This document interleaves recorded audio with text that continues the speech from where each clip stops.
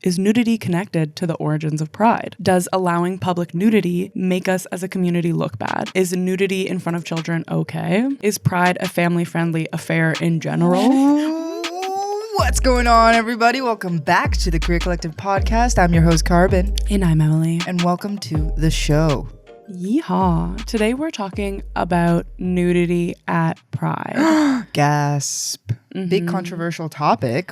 It really has been. And I feel like more and more as I'm going to Pride in the last few years, it's been a topic that just like people around me I've been hearing bringing up.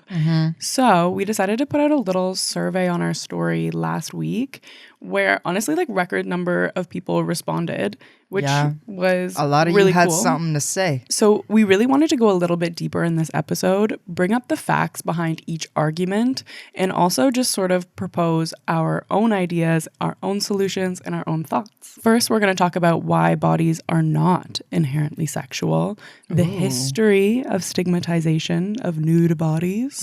We'll answer the questions. 1. Is nudity connected to the origins of pride? Does allowing public nudity make us as a community look bad? The next one is nudity in front of children okay? Is pride a family-friendly affair in general? And then we're going to explore the topic around consent and nudity just as like a public viewer. And we're also going to dive into like our proposed solutions. Let's dive into it. So one of the biggest responses that we got from our survey was that nudity, irrespective of pride, should be destigmatized and desexualized. So bodies are not inherently sexual. People being creepy about the nudity is just an irrespective, completely separate problem of just like people being creepy, because that can happen whether people are clothed or not. That's true. I agree that bodies shouldn't be considered inherently sexual. Like, we are sexual beings, though. So it does kind of go back and forth in my brain. Like, you know, all sort of living mammals as we are have a sex drive, typically. But is a body inherently sexual? Probably not. When you think of your dog, when you think of like any other animal that you see out there in the wild, you don't think that is a sexual body. I mean, they're technically naked all the time. They're naked all the time. And they're also horny. Yeah, they are. So, I don't know. But does that make it a sexual thing to be naked? It's a good question. And I have kind of like some key points here. Yeah, point them out. The first is that it's a personal perception. Yeah. And I think this really ties into the differences in our opinion and the differences in just everyone's opinion around this topic, the way that it's just not something that's clean cut. I think it really dives into the way that the society we were raised in views nudity, because lots of societies view nudity in a very different way. They view different body parts differently. And we're going to get into some specific examples later on. But I also think it really comes down to the way that our parents view nudity and introduce nudity to us. For example, for me, I think something that really made me feel more comfortable around nudity and just sort of like, I don't really care if I'm seeing anyone's like quote unquote private parts, is because at like a very young age, my mom brought me into like change rooms. Right. And like I just saw so many naked bodies as a young person. And obviously it's like I was interested in like a little bit like shocked at first, but it really kind of normalized it. Normalized it, absolutely. And I'm honestly grateful for that experience, because I think it also made me feel good about my body, because I saw so many different kinds of bodies. Right. I mean, I was raised for like the first 7 years of my life in Colombia, and then we moved to the US. That was till I was 10. And then and I never took off my clothes. I've never seen my own body. Its clothes have always been on. I close my eyes actually when I undress. No, but like there's no like change rooms that I can remember. I don't think it was a thing for me. But on top of that, the culture, like even though I do live in Canada, I've lived in Canada majority of my life now at this point. Culturally though, like how I was raised and how my parents were raised, how family members were raised, is that you try to be as modest as possible. That's not to say that like Colombia is even like the most modest place ever. I don't think it is. There is a bit of a stigma around, you know, how little is too little and what is like that line, what's acceptable, what's not acceptable. So for me, also, I'm kind of a bit of a reserved kid that just might be my own thing. I feel reserved when it comes to like my own body. I feel reserved when it comes to my privacy, or even sometimes less so now, but sometimes like even the things that I choose to talk about. I would say more of an open book now. What do you think has like opened you up now? Meeting you. But see, I feel like that still does connect to what I was saying in terms of it being, I don't know, just the way that we are socialized. Yeah. Because you've been socializing with me a lot. Yeah, I've been socializing with you every day. Every day. So this next one is situational context can also change our perception of nudity being something that's inherently sexual. So for example, medical examinations. Yeah. Today. Not sexual. Not sexual, yeah. Right. Even though a lot of the times you're butt ass naked. Exactly. And they're touching like your private parts. Yeah, or they're going in them. That literally happened to you today. Today. It was, the nurse did to me things that I have never done before. But it wasn't a sexual experience. It wasn't sexual. It was all medical. Yeah. I was there. We were both there for a task, Yeah. you know? And other examples of like situational pieces that are other than medical examinations would be, again, change rooms and like communal bathing. So the next one really ties into what I was just saying about situational context, but this is biological function. So all of our private parts that us in Western society deem private, i.e. our breasts and our genitals, all have biological functions, i.e. peeing. We also like breastfeed out of our boobs. All of these things aren't inherently sexual when they have biological function. That's true. When I see them breastfeeding, I don't think, oh, so sexual. Titties, like get them away. Oh my God, how could you? No, they're feeding their child, and that is it. That is the complete extent of it. Now, that does bring up like a good point that a lot of people make it sexual when it doesn't have to be. So that's why I feel like I'm on the fence about like how much nudity, where is it appropriate, where is it not appropriate. I know that we have varying opinions about like when and where, what time, and to who. Like you usually like afternoon. Yeah, in the afternoon, past 12 o'clock, between 12 and 6, really. That's when nudity's cool. We're just kidding. So the next piece is cultural variation. So we really see kind of the socialization of our view of nudity being put into effect when we go from culture to culture, where people view what our quote unquote private bits are as very different things. Yeah. So before I jump into examples, what I want to say is that it's important to mention that within the cultures we'll mention, the perception and treatment of breasts and genitalia may vary among different subgroups of generations, as cultural practices and attitudes can change over time, especially as Western culture spreads through globalization. So in Western cultures, breasts are often considered private and sexualized body parts that are typically covered and seen as an intimate and only to be exposed in specific contexts, like breastfeeding and intimate relationships. See, my problem with that is that dudes can have their breasties out with no problems. Of course. So to me, I feel like that should be an even playing field.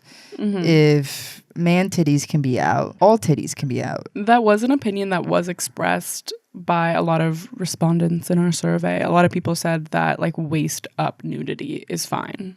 Even playing field. So a lot of people Even kind of field. share that. When we're talking like full nudity, a lot more people had a problem with that. So I think hopefully the dial is kind of changing, especially within the queer community around like breasts.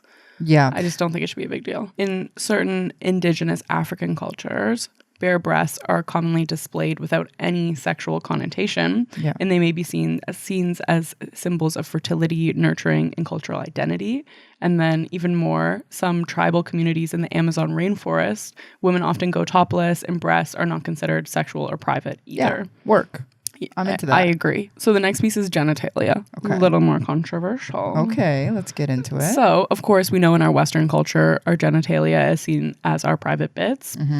And they're typically covered, and discussions related to them are considered sensitive and private matters as well. But in contrast, some indigenous cultures, such as the Himba people, have a more relaxed attitude towards nudity and consider the display of genitalia as a natural part of life. So they may view nudity as a way to stay connected to their environment and ancestors. Furthermore, in Japanese culture, in their hot springs, communal bathing is practiced, and nudity is not regarded as inappropriate or sexual. So it's seen as a way to relax relax and cleanse the body without any association to immodesty. So again, that's kind of like, it does still have a time and a place though in Japanese culture, I would say. Like people are still clothed typically, but in bathing settings, it's not considered sexual. It's just a body. You're just bathing.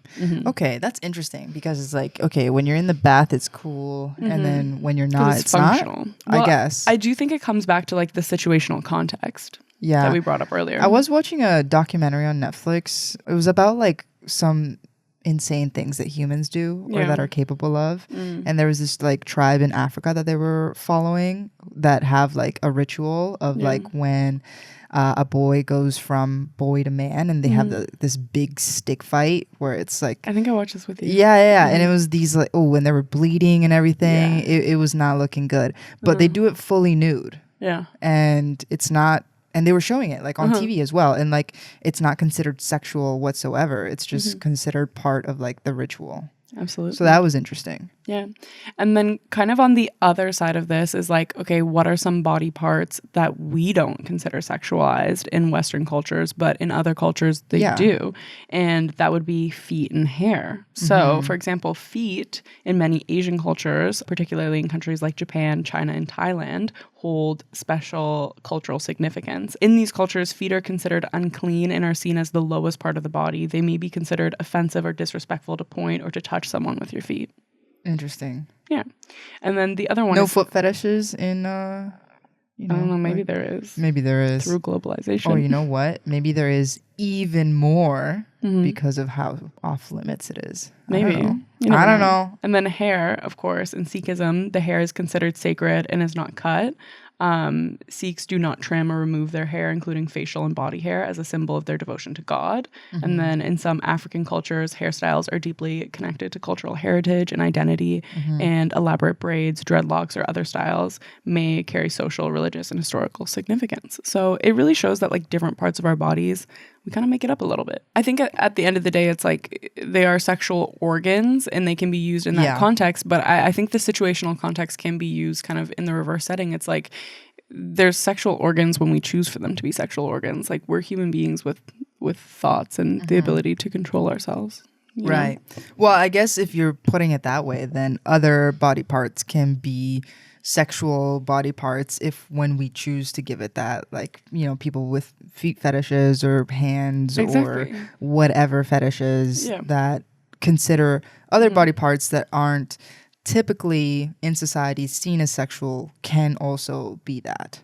Period. For this next portion, the two of us are really going to take you through the history of the stigmatization of nudity and kind of how it actually came to be. Because if you look in your history books and old statues, there was a whole lot of nudity and a whole lot of dinks. All the Greeks.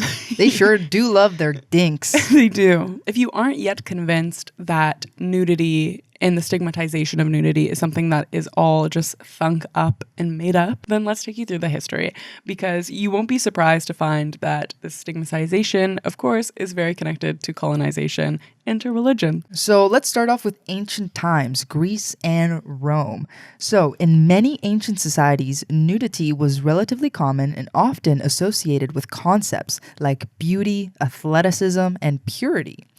Ancient Greeks, for example, participated in athletic competitions while naked, considered it a symbol of physical excellence. However, in ancient times, there were cultural variations. For example, in ancient Rome, nudity was more associated with private settings like bathhouses, while public nudity was generally frowned upon. Interesting. The time here is ancient, and in ancient times, it's interesting to see that some cultures it was perfectly okay, and in other cultures it was like semi-okay.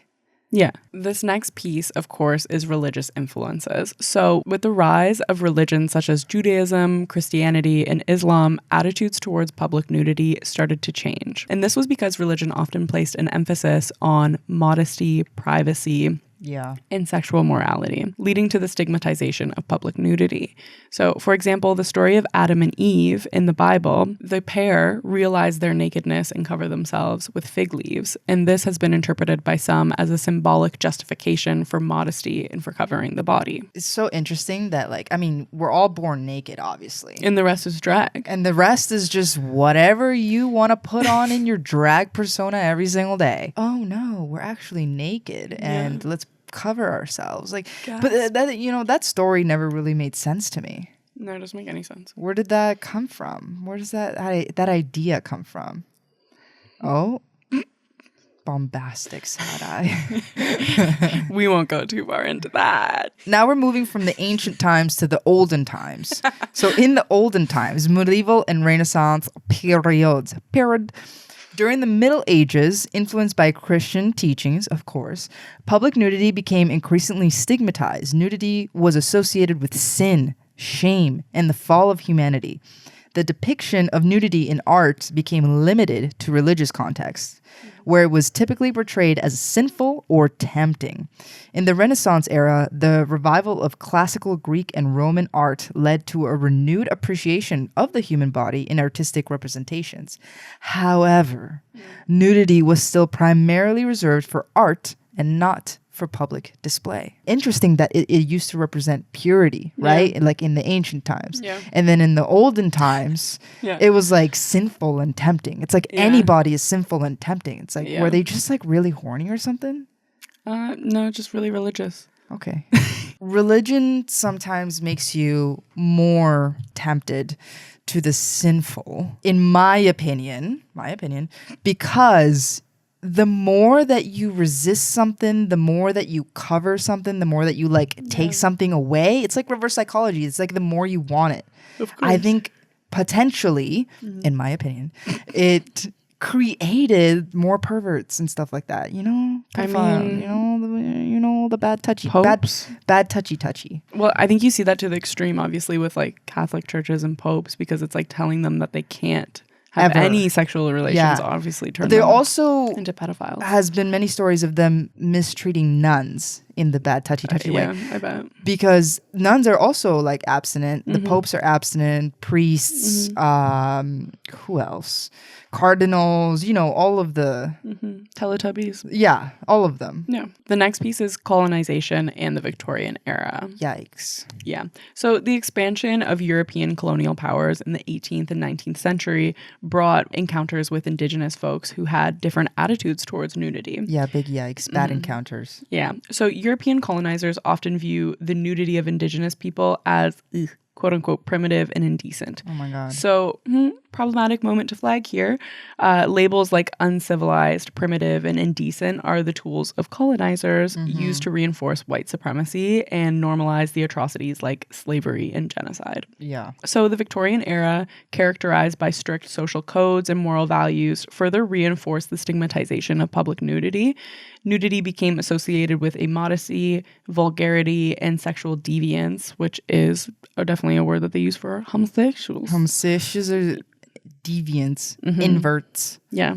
So leading to the covering of the body becoming the social norm. There you go. The last kind of piece I wanted to touch on was legal regulations. So the legal aspects of nudity also plays a role in its stigmatization. Of course. Yeah. So the laws were enacted in various countries to criminalize public nudity and indecent exposure. And these laws reflected the prevailing social norm and aimed to maintain public order and morality. I mean, it all kind of sounds like mind control when you read it that way. Yeah.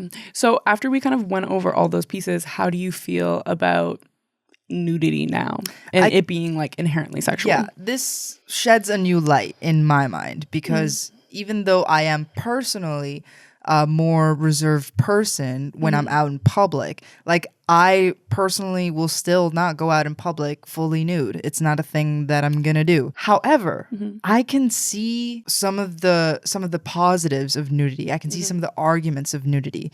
It does start to more and more feel like a revolt against this social norm that we created. Potentially for a lot of people that decide to be nudists, it's kind of like a reconnection to themselves, to their bodies. It's about revolting against the social norm. Would you not say that's something that's queer? I would say that queerness is inherently revolting against the social norm, Yeah.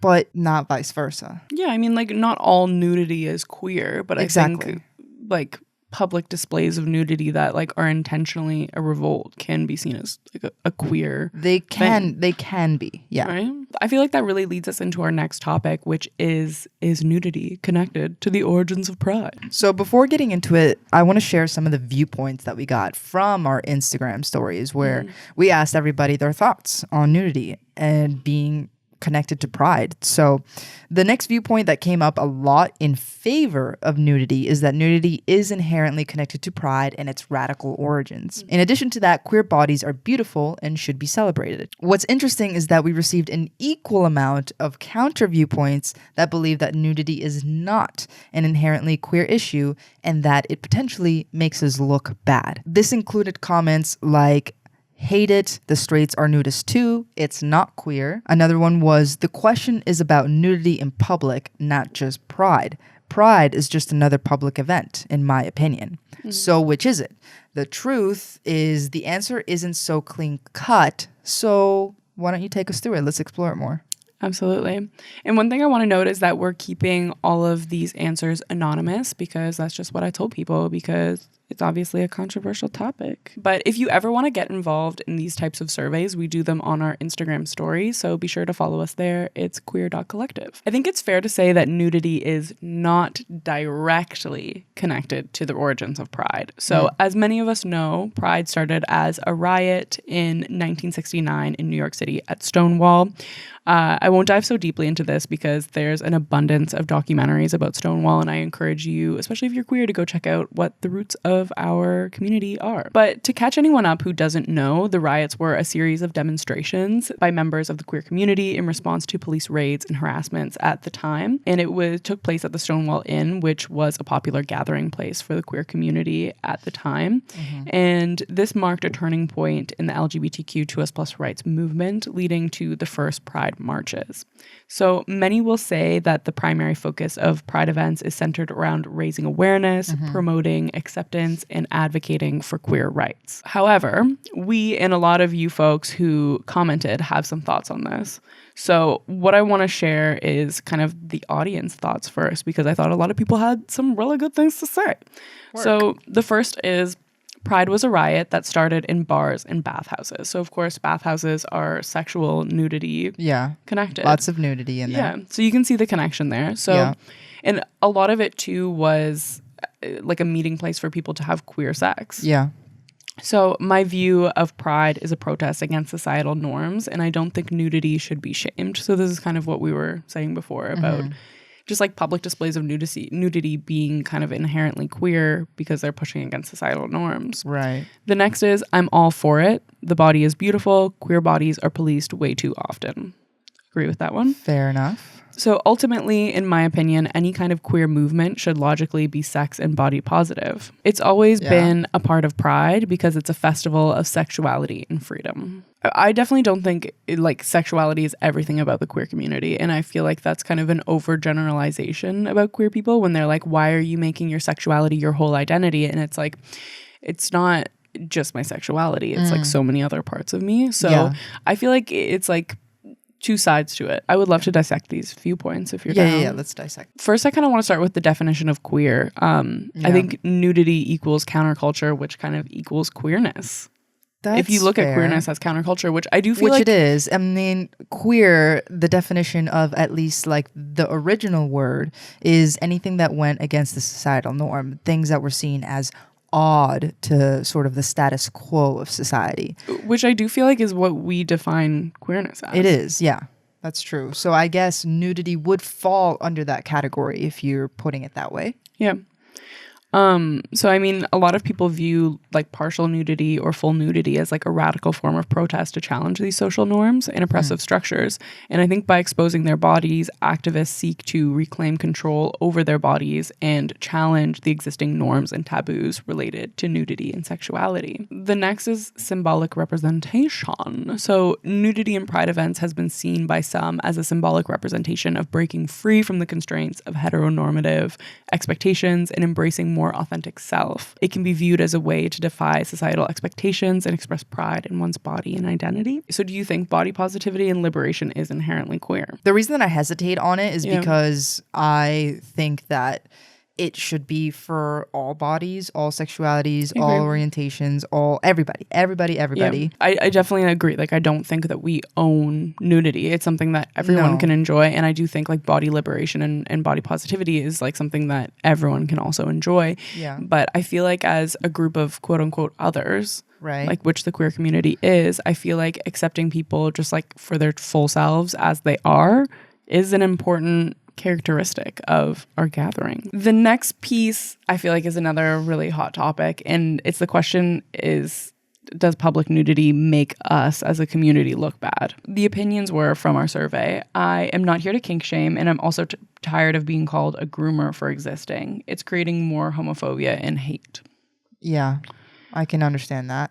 Yeah. So in general, this makes me kind of sad, just because I feel like the roots of pride and the roots of pride being something that is segregated and not intersectional, and so many trans people being left behind, is kind of, it lives in this opinion. Just to kind of give everyone a brief little history, the origins of pride, the Stonewall movement, was led by Black and brown trans people. Yeah. A lot of us know that now.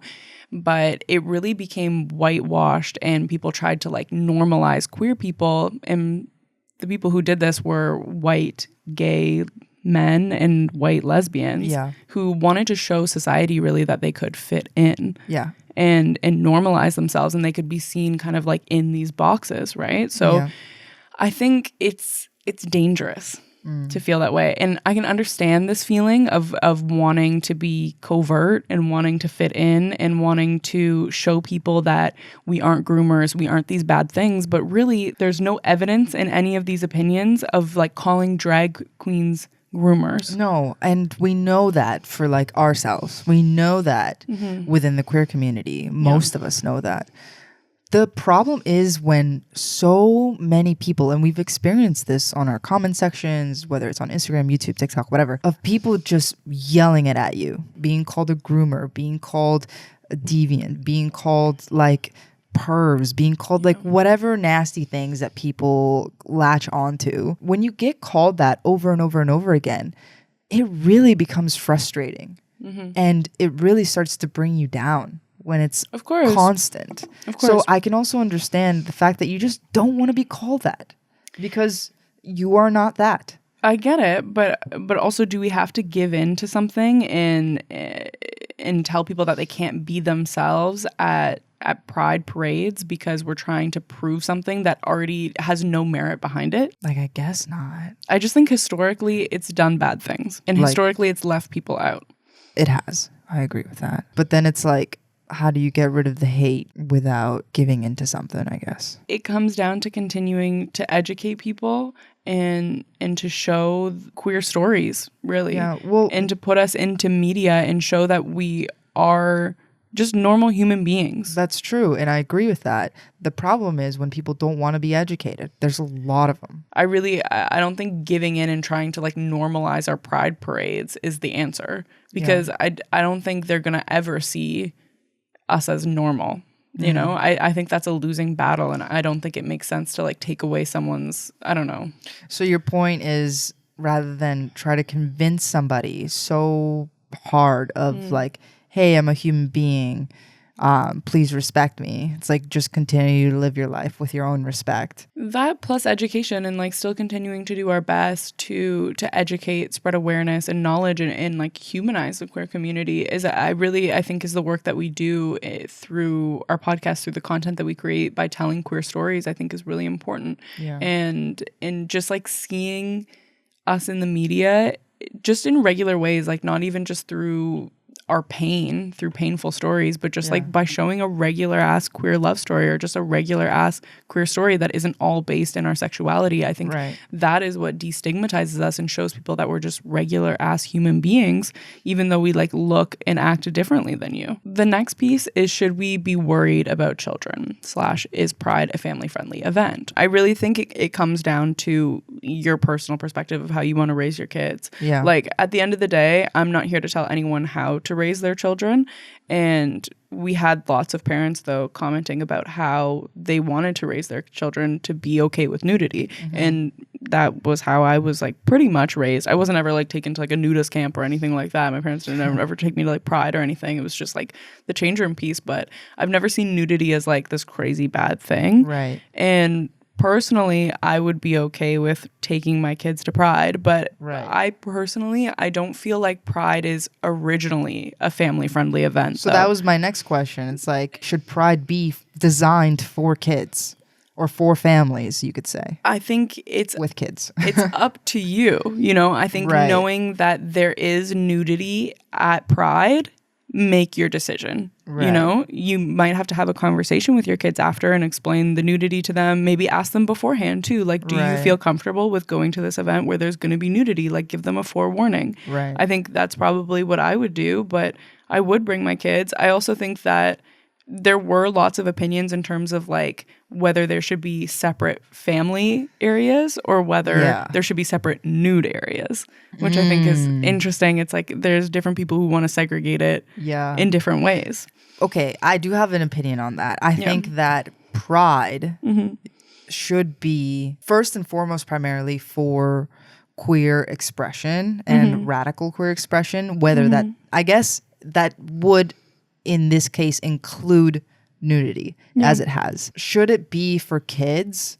I think that rather than making Pride all for kids or all for families, maybe there should be like the main parade, which is for everyone and you can choose to take your kid. And then maybe there's other activations that are like kid specific. Yeah, 100%, which I think is kind of how they do it. Like there's like drag story time, there's like family pride, those kinds of things. Right. So I do feel like those spaces exist, but I feel like it's counterintuitive to the whole message of Pride really to tell people that they can't do a certain thing. I don't know. You know, I had a similar question come up with one of my friends about should Pride be exclusively for queer people, like no allies, no straight people, because there's a lot of straight people that enjoy Pride and go to Pride, right?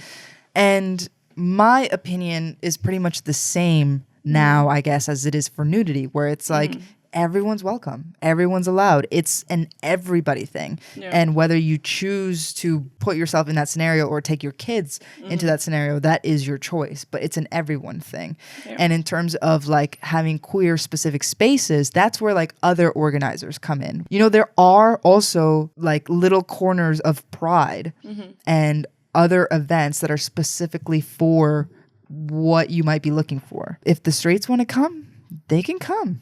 And it's an everyone thing. And then for the rest of it, it's like you can find your own little bubbles if you want to. Yeah. Historically, this has also always been a welcoming space for everyone. Yeah. And I don't think that should change, but we do have these extra spaces where if you are someone who doesn't want to see nudity, you can go there. So I have always been of the opinion that you can't please everyone. Yeah. And in this case, that does include me. Like I am not fully pleased to see dinks on the street. I fall into that category and it's my decision whether or not I choose to insert myself into that situation. Yeah. So if I do make the decision to be at Pride, then I'm also consciously making the decision that I'm probably going to see some dinks. Yeah. Another piece I kind of wanted to touch on before we get into like our solutions really was this observation that a lot of people pointed out is that the people you see that are always fully nude, it's always white men. Yeah. Why do you think that is? Because there is also this nuance of white privilege when it comes to nudity. For Black and brown people, it's like you're already so judged just for existing and you kind of have to be on your best behavior and you always have to be like the best version of yourself to get as far as a white person would with less effort. It gives me this hint of like, don't bring shame to your family and culture. You know what I mean? Do you think there's anything around like a fear of policing as well? I think so. Yeah, there's so many things that are nuanced that like white people get away with that if you're Black or brown, you just wouldn't. Or it would certainly at least cause way more alarm. I don't think that a lot of people that are brown and black feel safe or comfortable to even do that. There were some people who were commenting that maybe it'll just die out with this older generation of like white old men who like to be naked. Because there's like white young men that will eventually be white old men. Yeah. So I don't think that would be the case. Do you feel like you wish that like everyone felt comfortable to do this, or what's kind of your perspective there? It's like, would you rather it die out with these people and there be no more bottom nudity or full nudity at Pride, or would you rather that we live in a society where everyone feels comfortable to be nude if they want to?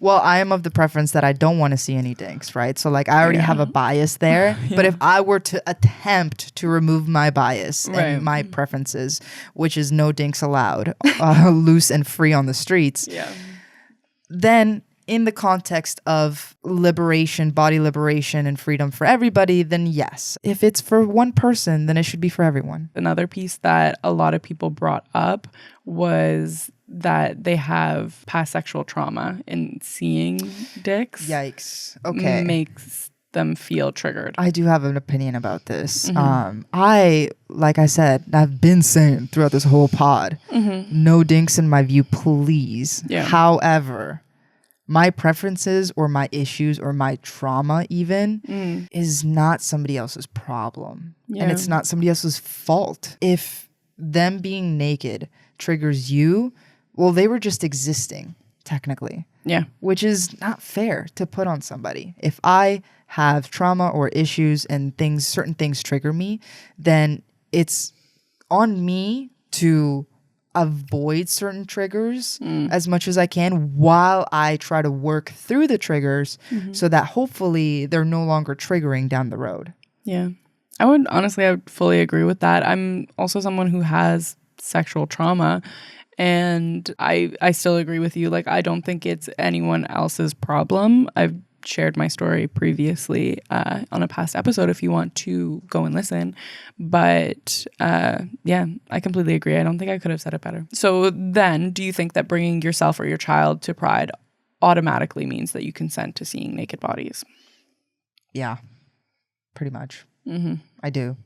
Yeah, even though you don't like it. Even though I don't like it, by putting myself in that scenario, I automatically consent to potentially seeing it. So what do you think, honestly, is the solution to this? Because the interesting thing is, like, I don't think I've ever seen Toronto Pride ever speak on this topic. Yeah.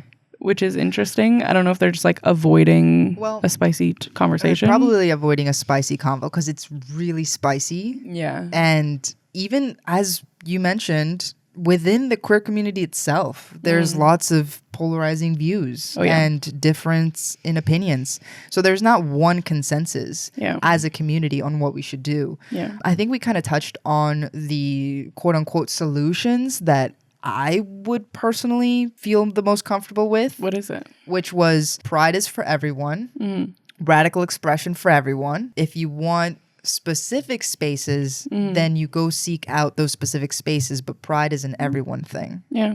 I think that's interesting because I feel like before this conversation, you didn't have that opinion.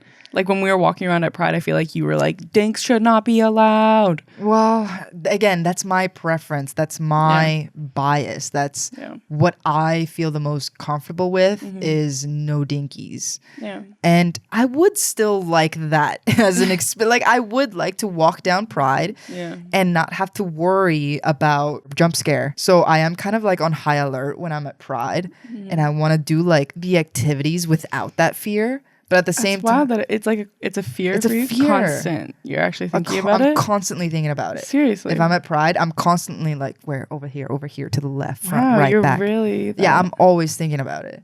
It is a fear. I feel like there's so much going on at Pride. I'm looking everywhere that I'm afraid of accidentally running into one. But that's interesting. Regardless of that, regardless of my fear, whether it's rational or not, then I mean, I think that, you know, it should probably be allowed. You know what? I'm happy that like all of this research that I kind of put together actually brought you to that conclusion, because I don't know, means that people's minds are able to change. Perhaps. We'll see. I mean, it's like, even though it isn't your complete ideal situation, Yeah. you're still like okay with it. And you see that it's like kind of like the best for all. And I feel like at the end of the day, it kind of is a democratic decision. Yeah. But on this topic specifically, we're so interested in hearing all of your opinions down in the comments.